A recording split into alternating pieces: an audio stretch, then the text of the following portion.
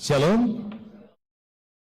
Kita semua patut memuji Tuhan karena Dia berikan kita kesempatan malam ini untuk memuliakan namanya. Ada amin? Puji Tuhan. Shalom. Saya buka ini supaya lebih jelas suaranya. Baik, saudaraku yang kekasih dalam Tuhan, Yohanes 17 ayat 3. Yohanes 17 ayat 3, apa disebutkan di sana? Yohanes 17 ayat 3. Saya rindu untuk kita sama-sama. Bisa keluar di sana atau ada masalah? Baik, Yohanes 17 ayat 3, di sana dikatakan bahwa inilah hidup yang kekal itu. Apa itu? Bahwa mereka mengenal aku. Kata siapa ini? Kata Tuhan, karena satu-satunya Allah yang benar. Dan mengenal Yesus Kristus yang telah diutusnya. Itu luar biasa.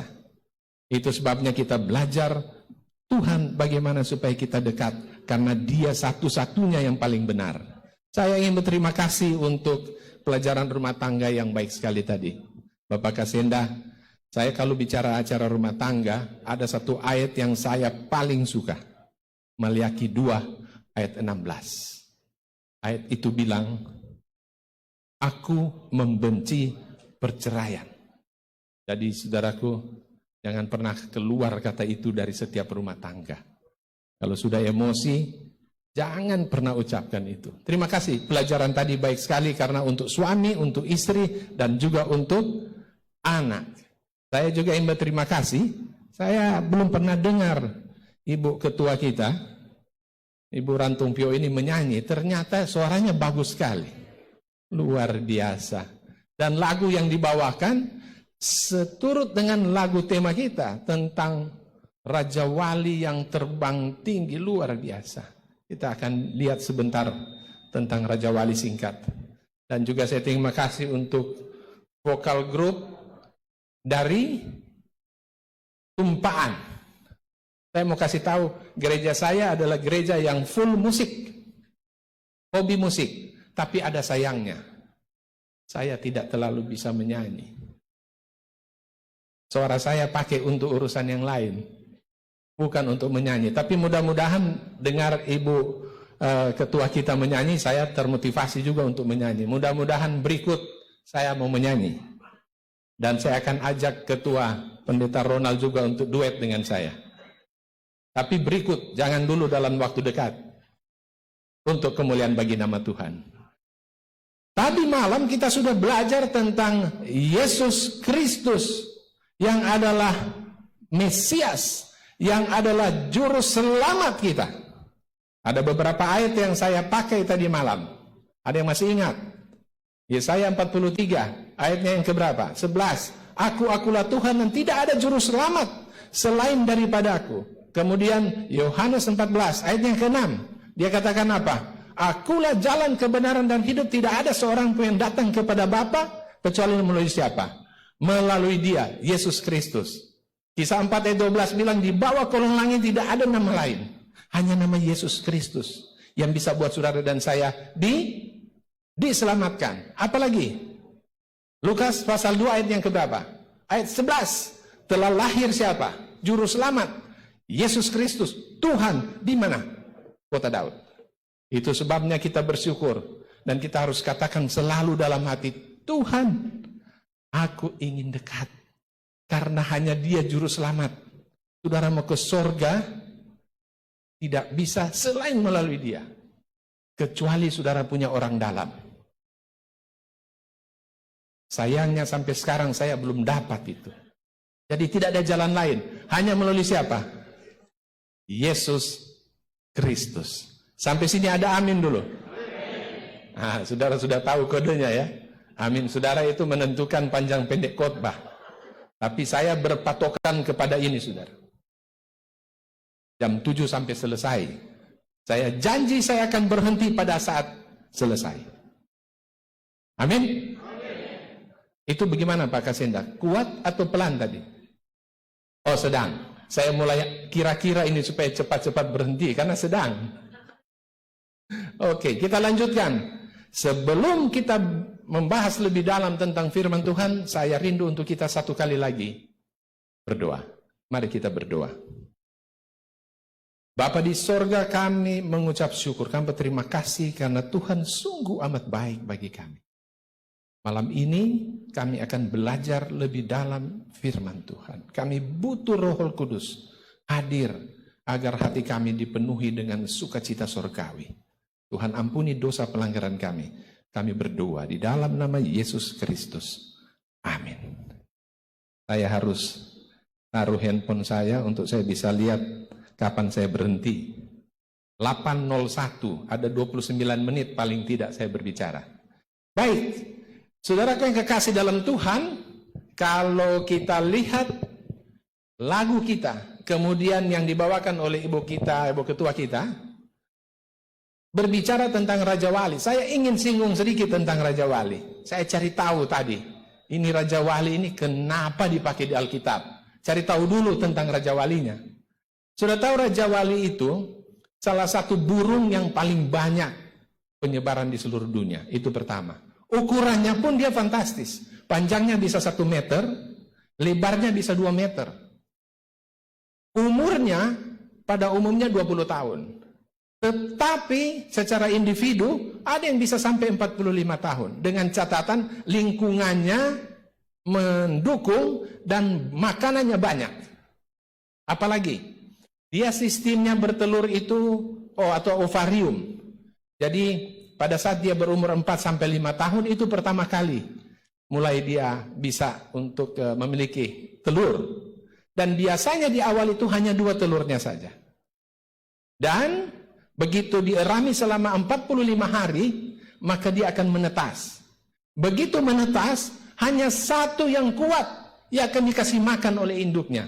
Dan yang 1 pasti mati. Itu burung Raja Wali. Dan dia pada saat dari tempat yang tinggi untuk pergi mengambil makanan. Kecepatannya bisa 150 km per jam. Dahsyat ini. Dan dia akan mencekik.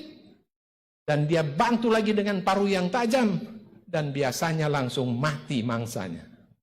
Itu dia. Dan biasanya setelah dia berumur 2,5 bulan, maka anak itu dia akan belajar untuk terbang, dia akan pergi untuk hidup mandiri. Yang hebat, induknya akan melindungi dia kalau perlu dengan mati sekalipun. Itulah Raja Wali. Bagaimana dengan Alkitab? Saya coba cari dan saya dapat. Pertama kali Raja Wali itu disebutkan di dalam Keluaran 19 ayat 4. Di dalam Keluaran 19 ayat 4 disebutkan tentang Raja Wali. Dan hebatnya ayat itu disebutkan bahwa kamu sendiri telah melihat apa yang kulakukan kepada bangsa siapa? Mesir. Dan bagaimana aku telah mendukung kamu bangsa Israel seperti di atas sayap Raja Wali dan membawa kamu kepadaku. Sudah lihat perumpamaan yang ditulis oleh Nabi Musa bahwa saudara dan saya, bukan kita yang akan mendekat kepada Tuhan, tetapi justru Tuhan yang akan mendukung saudara dan saya supaya apa? Dekat dengan Dia. Sampai sini ada amin. Kuat itu Pendeta Raranta. Pokoknya kalau Pendeta Raranta dan Pendeta Bapak Kasinda bilang kuat, saya lanjut. Amin. Yang berikut lebih dahsyat lagi penguatan firman Tuhan di dalam Yesaya 40 ayat 31. Yesaya 40 ayat 31 dia sebutkan tentang Raja Wali ini. Apa bunyinya di sana? Yesaya 40 ayat 31 ini yang menjadi dasar biasanya para pencipta lagu menggunakan ayat ini. Yesaya 40 ayat 31. Apa bunyinya? Tetapi orang-orang yang menanti-nantikan Tuhan mendapat kekuatan baru. Oke, saya stop dulu sampai di situ. Saudara tahu arti kata Advent? Advent adalah yang menanti-nantikan Tuhan itu. Dan ayat ini menjelaskan bahwa orang yang menanti-nantikan Tuhan akan mendapat kekuatan seumpama Raja Wali. Apa itu? Yang naik terbang dengan kekuatan sayapnya. Mereka berlari, tetapi apa katanya? Tidak menjadi lesuh. Juga apa? Mereka berjalan tidak mengalami apa? Lelah. Itu sebabnya, Tuhan, aku ingin dekat dengan Engkau. Kenapa? Karena apabila aku menanti-nantikan Engkau ya Tuhan, Engkau akan berikan kekuatan baru. Seperti apa? Burung rajawan. Luar biasa penguatan kita malam hari ini. Sampai di sini ada amin? Oke, kita akan lanjutkan lagi firman Tuhan, tetapi sekali lagi saya rindu kita untuk berdoa. Mari kita berdoa. Bapa di sorga, kami sangat mengucap syukur. Tuhan berikan kami kesempatan untuk belajar malam ini. Pelajaran Tuhan, aku ingin dekat dengan Engkau. Roh Kudus kiranya sanggupkan kami. Dan biarlah Tuhan ampuni dosa pelanggaran kami. Agar kami jadi layak di hadapan Tuhan. Kami sambut berkat-Mu Bapa. Kami berdoa di dalam nama Yesus Kristus. Amin. Pernahkah saudara dan saya, kita memikirkan satu hal. Kenapa Tuhan mau mengindahkan kita? Apalah kita ini? Kita digambarkan seperti debu, kain lara yang kotor, penuh dosa dan pelanggaran. Tapi kenapa Tuhan mau mengindahkan kita? Saudara tahu, saudara dan saya, Kejadian 6 ayat 5 menyebutkan apa kita ini? Kejadian 6 ayat 5. Kejadian 6 ayat 5 itu dia katakan bahwa kejahatan semata itulah kita. Kejahatan semata. Tapi kenapa Tuhan sangat mengindahkan kita? Dan saya dapati satu ayat yang menjadi kekuatan buat kita semua. Yesaya 43 ayat 4. Yesaya 43 ayat 4 dia katakan bahwa kita semua ini berharga di mata Tuhan. Kita mulia. Dan aku mengasihi engkau, kata Tuhan. Luar biasa. Kita ini yang kotor, yang kejahatan semata, yang ada dalam hati kita. Tetapi Tuhan bilang, engkau berharga, engkau mulia, dan aku mengasihi engkau. Saya rindu untuk kita lanjutkan. Ada masalah teknis? Lanjut. Matius pasal 10. Lukas pasal 10 ayatnya yang ke-25 sampai 28. Ini berbicara tentang seorang ahli Taurat yang datang dan menanyakan, Tuhan, bagaimana cara supaya saya diselamatkan? Lalu apa kata Yesus? Tidakkah engkau membaca di dalam hukum Taurat apa bunyi yang tercantum di dalamnya? Dan dia jawab, apa yang dia jawab? Kasihilah Tuhan Allahmu dengan apa? Oh, dengan segenap kekuatanmu, akal budimu, luar biasa. Dan Tuhan katakan kepadanya, lakukanlah itu. Jadi saudaraku, apabila kita rindu untuk dekat dengan Tuhan, malam ini kita belajar bahwa dasarnya harus adalah kasih. Sebagaimana Yesus Kristus, dia minta supaya kita dipenuhi dengan kasih kepada Tuhan dan kepada sesama kita. Karena dia katakan ayat terakhir 28, kasihilah orang lain seperti siapa? Dirimu sendiri. Apakah ada kasih malam ini? Tolong lambaikan tangan dan katakan amin. Itu tadi tidak menentukan panjang pendek. Hanya tadi amin mengaminkan apa yang saya katakan. Nah kalau sekarang saya mau tanya untuk panjang pendeknya, ada amin? Saya menganggap panjang itu. Oke, jadi sekarang kita sudah dapat pelajaran bahwa malam ini bila mana Tuhan, aku ingin dekat denganmu, maka kita harus dipenuhi dengan apa tadi? Kasih. Pertanyaan, bagaimana cara kasih itu supaya kita dapat lakukan? Dan jawabannya ada di dalam Yohanes 17 ayatnya yang keberapa? 17. Apa bunyinya? Kuduskanlah mereka dalam kebenaran. Kita semua dikuduskan oleh Tuhan di dalam kebenaran karena firman-Mu adalah kebenaran. Apa itu? Firman Tuhan. Disinilah kebenaran itu. Saya sangat terinspirasi bagaimana Tuhan, Yesus Kristus Juru Selamat kita, pada saat dia menghadapi pencobaan di padang gurun. Di dalam Matius pasal 4, jelas di sana. Ada berapa kali Tuhan dicobai? Berapa kali? Berapa? 3 kali. Kenapa 3 kali? Jawabannya Feng Shui. Tidak ada yang jelaskan, saya cuma ingin tanya aja. Ya memang 3 yang ditulis itu, jangan usah tambah-tambah cari tahu. 3 kali Tuhan dicobai, dan kalau saudara dapati di sana ayat yang keempat, ayat yang ke-7, dan ayat yang ke-10, menyebutkan ada tertulis. Firman Tuhan ini yang jadi kekuatan Yesus Kristus menghadapi pergumulan. Dan saat ini, malam ini, saya panggil nama Yesus Kristus yang sama yang akan menolong saudara dan saya. Tuhan, aku ingin dekat denganmu. Dan biarlah firman ini yang menjadi kekuatan saya. Mari saya rindu. Ini bagian yang biasa saya akan selalu sebutkan di dalam KKR. Kalau saudara rindu dengan firman ini, saudara harus tahu detail tentang ini. Alkitab, buku paling fenomenal di dunia. Sudah tahu, tidak ada buku yang sehebat ini dalam hal penjualan. Tahu berapa banyak buku?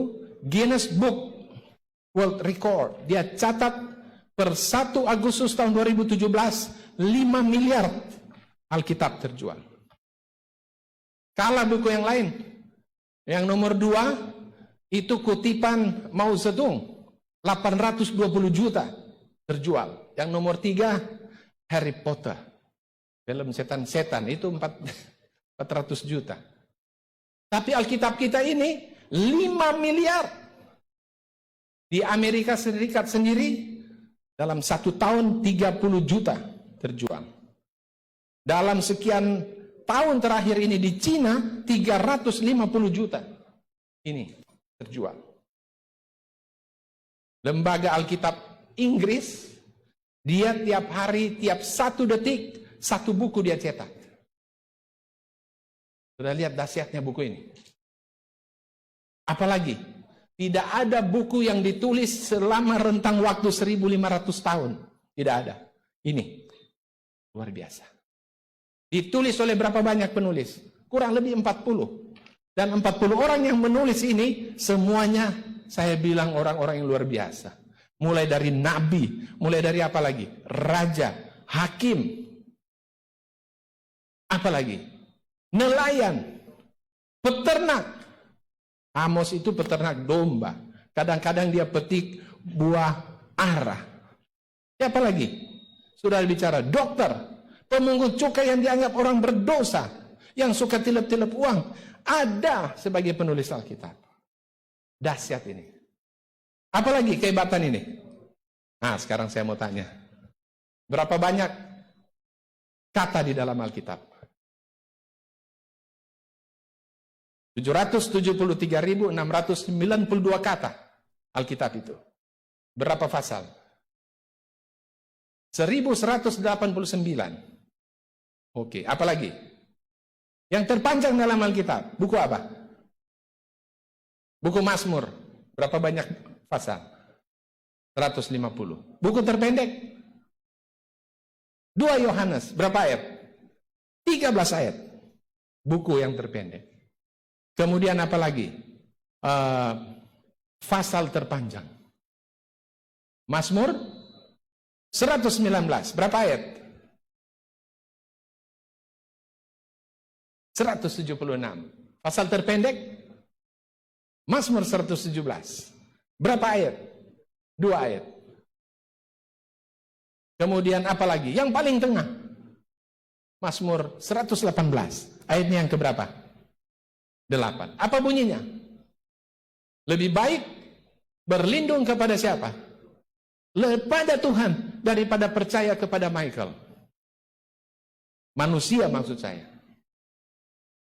Tuhan kita, Tuhan yang dahsyat. Alkitab kita ini ditulis mulai dari Nabi Musa, dimulai dengan kata pada mulanya. Ditutup dengan kalimat amin. Wahyu 22 ayat 21. Jadi dia bilang ada awal, ada akhir. Selaras. Satu yang saya ingin supaya kita semua memahami. Alkitab ini jangan seperti saya waktu dulu. Waktu baca Alkitab, saya cari-cari kesalahannya. Kira-kira yang mana ini yang tidak berhubungan satu dengan yang lain. Dan saya dapati, berulang kali saya baca ini, dan saya lihat tidak ada satupun yang bertentangan. Walaupun ditulis oleh lebih dari 40 orang dengan masa 1500 tahun. Kenapa? 2 Petrus 1 ayat 20. 2 Petrus 1 ayat 20 jelas menyebutkan di sana. Semua yang menulis ini, 2 Petrus 1 ayat 20. Dan 21. Bahwa mereka, ayat 21 bilang, menulis di bawah tuntunan Roh Kudus. Ayat 20 bilang kita tidak boleh menafsirkan ini menggunakan akal budi kita. Tadi di awal saya bilang, kita penuh dengan kejahatan dalam hati. Itu sebabnya jangan pakai kepintaran kita yang bodoh itu, yang jahat itu. Tapi biarlah di bawah tuntunan Roh Kudus sebagaimana mereka menulis, kita pun di bawah tuntunan Roh Kudus untuk memahaminya. Ada amin sampai di sini. Saya masih punya beberapa menit menurut catatan saya. Kemudian saudaraku, ada yang hebat dari Alkitab kita ini. Yang saya suka untuk kita sama-sama memahaminya. Bahwa di dalam Alkitab ini, Roma 15 ayat 4. Roma 15 ayat 4 dia katakan bahwa semua yang tertulis di dalam kitab suci ini menolong saudara dan saya. Ini jadi pelajaran untuk kita. Ayat itu dengan jelas menyebutkannya. Sebab segala sesuatu yang ditulis dahulu, apa katanya? Telah ditulis untuk menjadi pelajaran bagi kita.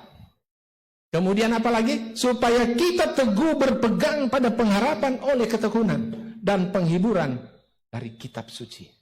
Jadi kita tahu, oh ternyata Tuhan telah menciptakan bumi ini dengan firman. Oh ternyata kalau kita belajar buku Daniel pasal 2, kita tahu tentang akhir dunia ini. Dan kita sedang berada di sana. Oh ternyata banyak nasihat dalam 13 buku yang ditulis Rasul Paulus. Bahwa ternyata ada begitu banyak amaran untuk kebaikan kita semua.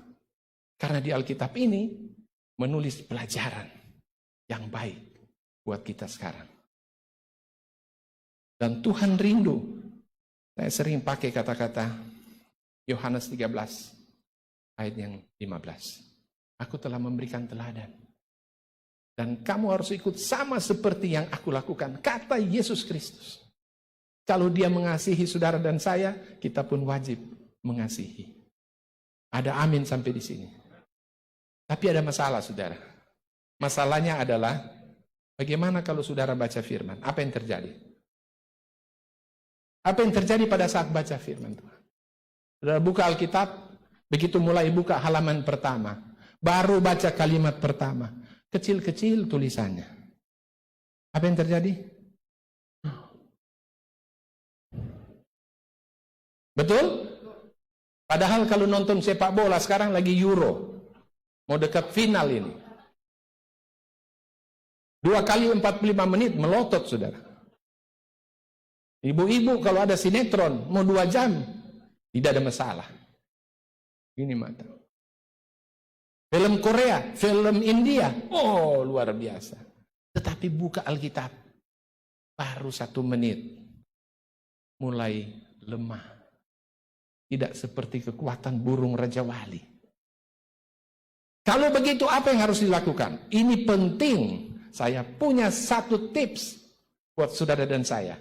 Supaya pada saat membaca ini, yang menjadi kekuatan kita, yang menjadi cara kita, supaya Tuhan, aku ingin dekat denganmu. Caranya adalah Lukas 11 ayat 13. Apa bunyi Lukas 11 ayat 13? Di sana bagian akhir, ia akan memberikan Roh Kudus kepada mereka yang meminta kepadanya. Saudaraku, setiap kali saudara mulai ngantuk, mulai bosan untuk membaca ini, minta Roh Kudus. Roh Kudus, kuatkan saya.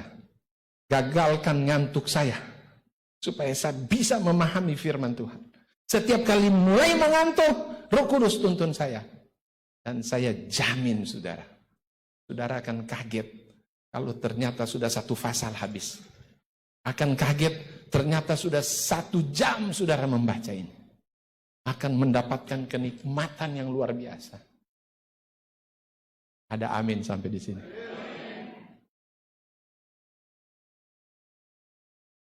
Tinggal beberapa menit. Saya ingin bercerita tentang seorang tokoh di dalam Alkitab. Tokoh ini sangat terkenal. Namanya Raja Daud. Kemungkinan besar dia orang Puigar. Bukan. Raja Daud, saudaraku, waktu dia sebelum jadi raja, apa pekerjaannya? Apa itu? Gembala. Oke. Gembala itu apa kerja dari seorang gembala? Apa? Oh, Raja Daud itu mengembalakan kambing domba. Itu kerjanya. Mari kita lihat ya. Apakah dia layak disebut seorang gembala yang hebat? Sudah baca 1 Samuel pasal 17 ayat yang 28. 1 Samuel 17 ayat 28. Apakah Raja Daud, belum raja dia. Daud seorang gembala yang hebat. Apa bunyi di sana? Ketika Eliab ini kakaknya. Jadi ini cerita ada latar belakangnya. Berperanglah bangsa Israel waktu itu melawan Filistin. Dan Daud ini disuruh bapaknya, dibawa akang sango dulu, karena kakak dapat lihat kurang-kurang makanan. Kalau saya mengucap syukur ini, kelebihan makanan. Bahaya ini panitia ini. Ketua arahkan harus makan yang enak. Tadi makan rahang tuna. Oh dahsyat itu. Ini bukan kode supaya rahang tuna terus, mari kita suka sekali itu.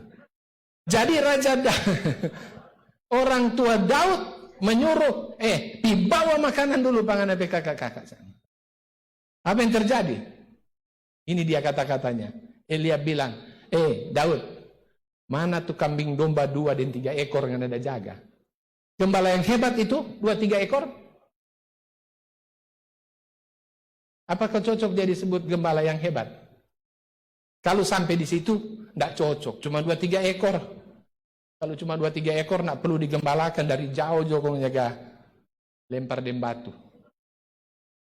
Tetapi kalau saudara baca 1 Samuel 17, ayat yang ke-34 dan 35, maka saudara akan bilang, dahsyat rupanya Daud ini. Ayat 34 dan 35 apa disebutkan di sana? 1 Samuel 17. Ayat 34. Tetapi Daud berkata kepada Saul, hambamu ini biasa mengembalakan kambing domba ayahnya. Dia bilang biasa. Kemudian Saul tidak tahu kalau cuma 2-3 ekor. Dia bilang biasa kita jadi gembala domba, kambing. Biasa itu. Tapi apabila datang singa atau beruang, apa disebutkan? Atau terserah binatang yang datang. Ayat 35 jelas. Daud bilang, kita bunuh itu binatang. Jadi dia gembala yang hebat. Pertaruhkan nyawanya untuk nyawa kambing domba yang dia jaga. Itu sebabnya dia memang gembala yang hebat. Gembala yang lain bisa jadi lari. Ada singa. Kalau dia tidak. Itulah dia. Tetapi apakah hebat begitu? Apakah Daud tidak ada masalah dengan kelakuan? Ada masalah dia. Pendeta Raranta. Saya mencatat ada 2 kesalahan fatal yang dia lakukan. Yang pertama, dia selingkuh. Hati-hati pakai itu mata. Tadi itu acara rumah tangga, bagus untuk kasih motivasi. Hati-hati, kenapa? Dia di bumbungan, mulai lihat ke bawah begini, ada barang bagus. Mulailah dari situ terjadi masalah. Terjadi perselingkuhan. Harus dihindari, tidak boleh ikut teladan Daud, tidak baik. Bukan cuma berselingkuh, apalagi yang dia lakukan? Suaminya dia bunuh. Memang tidak langsung dia yang bunuh, tapi otaknya dia. Saya mau katakan begini, setiap pelanggaran dosa datang kepada Tuhan, minta ampun, Tuhan pasti ampuni. Tapi akibatnya ada. Contoh Daud, anaknya meninggal. Apa kesalahan kedua yang fatal yang dia lakukan? Dia mendengar bisikan setan. Dan dia suruh Yoab panglima, tolong pergi. Hitung di bangsa Israel ini, Yehuda, berapa banyak kira-kira yang siap perang. Padahal maksudnya baik untuk mengukur sensus. Tapi masalahnya, dia suruh siapa? Dia mendengar bisikan iblis. Maka Yoab pergi dengan berat hati 9 bulan 20 hari. Menghitung dari mulai Dan sampai Berseba.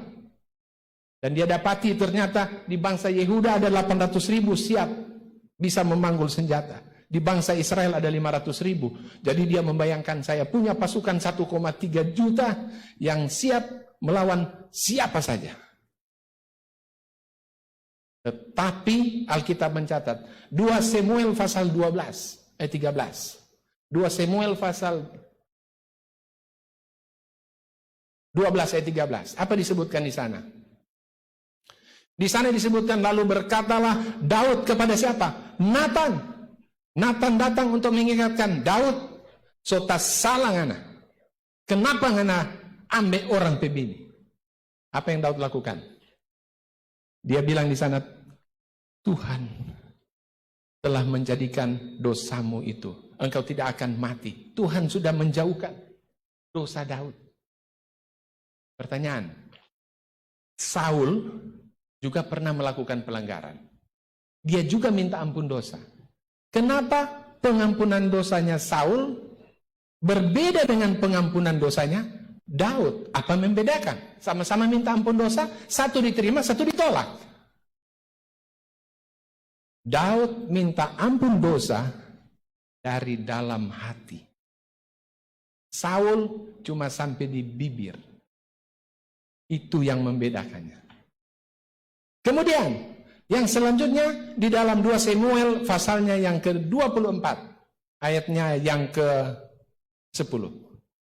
Itu berbicara tentang Nabi Gad datang kepada siapa? Daud, dan kasih tahu, sudah salah kamu menghitung itu. Dan kamu akan menerima akibatnya. Sudah tahu berapa banyak?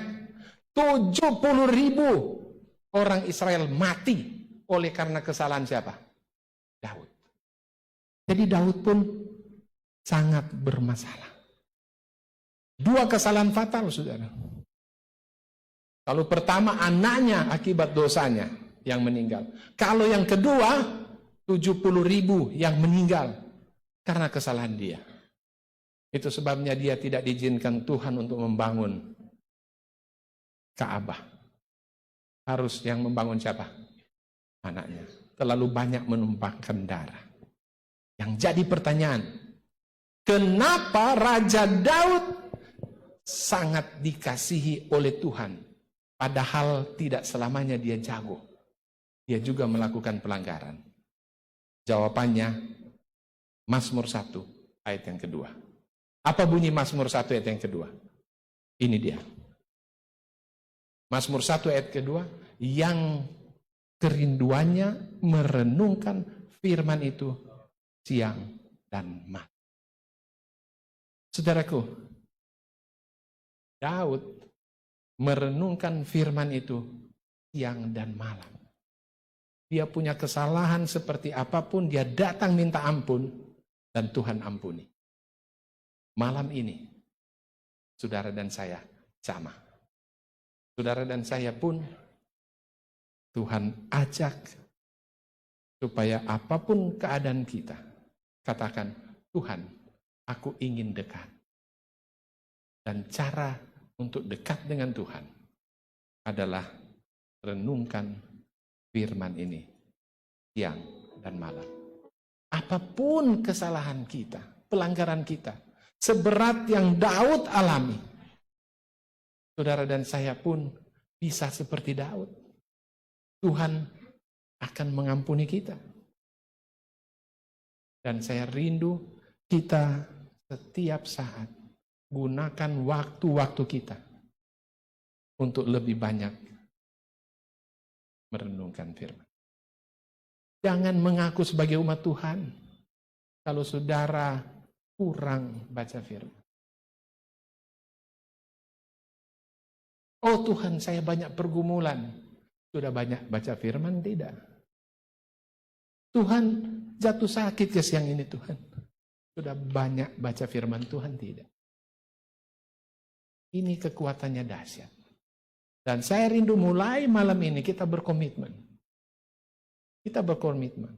Kalau sekarang Tuhan, saya sudah baca firman 1 jam 1 hari. Mulai malam ini Tuhan, Engkau sudah mau datang. Saya mau lebih banyak renungkan firman. Saya akan lebih banyak lagi. Setiap ada kesempatan, saya rindu untuk menggunakan waktu-waktu saya merenungkan firman. Sambil singer akan menyanyi buat kita. Saya rindu untuk kita sama-sama berkomitmen. Untuk berkomitmen bahwa apapun keadaan kita minta kepada Tuhan.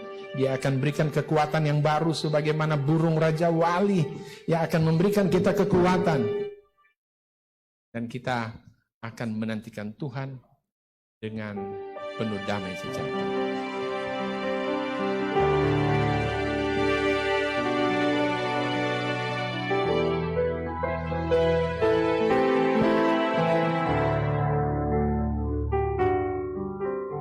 Hanya kepadanya ku berlari di saat ku bimbang dalam hidupku, yang aku percaya dalam hadiratnya ada kekuatan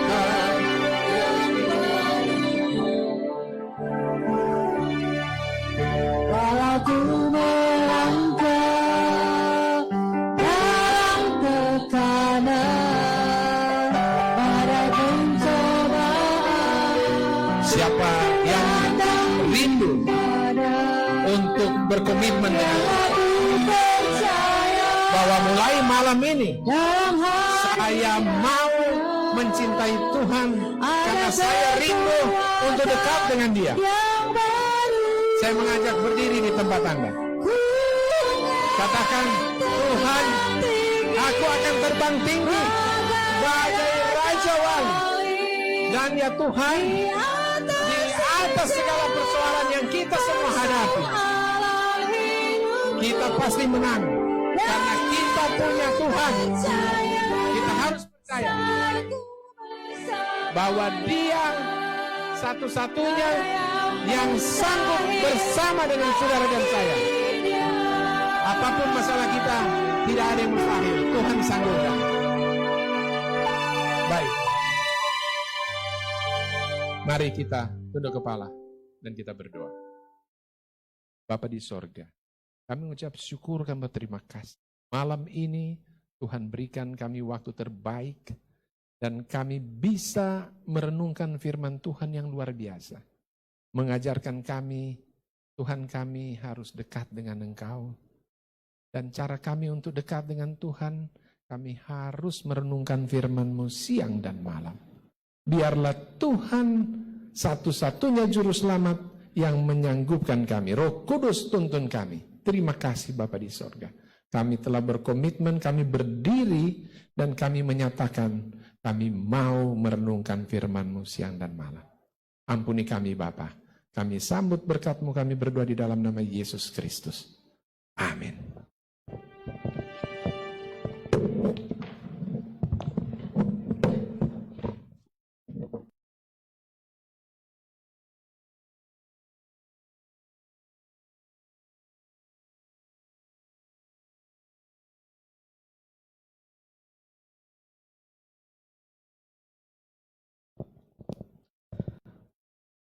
Puji nama Tuhan, demikianlah ibadah kita malam hari ini. Kami tetap mengundang bagi saudara-saudara, Bapak Ibu, para tamu yang sudah hadir malam ini boleh kembali mengikuti ibadah KKR besok malam. Kemudian untuk para tamu, untuk kartu sahabat boleh taruh di tempat duduk saja. Sampai jumpa besok malam. Selamat malam dan Tuhan Yesus memberkati kita semua.